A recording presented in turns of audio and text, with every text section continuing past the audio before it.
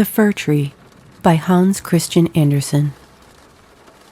Once upon a time, a little fir tree grew in a forest. All around him were beautiful trees. The sunlight flecked his branches with gold, and the wind sighed around him. But the little fir tree was not happy. He longed to be bigger. Time passed. Each year the tree grew taller and his branches spread. "Perhaps I will soon be cut down," he said, "as the biggest trees are each year. Then I will travel over the sea. How wonderful that will be."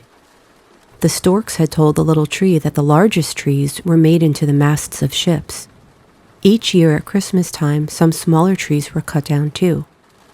"They are taken into people's homes," said the sparrows, "and decorated with toys and jewels."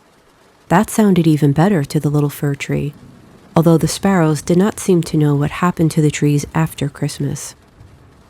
All this time, the fir tree could think of nothing but growing bigger. He was very beautiful, but he cared nothing for his lovely home and the blue sky above.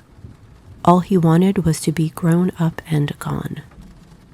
And of course, the little tree did grow.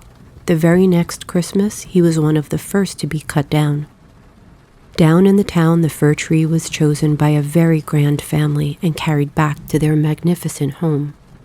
How proud he felt, covered with candles, ornaments, and presents. But he was too busy wondering what would happen next to feel really happy. That night, the children danced around the tree and opened their presents. It was such a pretty sight. Next morning, some servants removed the rest of the decorations and put the tree away in a storeroom with lots of old boxes and junk. Only the golden star on its highest branch remained. The tree was lonely in the storeroom until some little mice came to talk to him. They wanted to hear about his life in the open forest and all he had seen and done in the great house. "How happy you must have been," they cried. "I suppose I was," said the fir tree, "but I did not feel happy then." Some months later, when the fir tree was yellow and dry, he was taken out into the yard.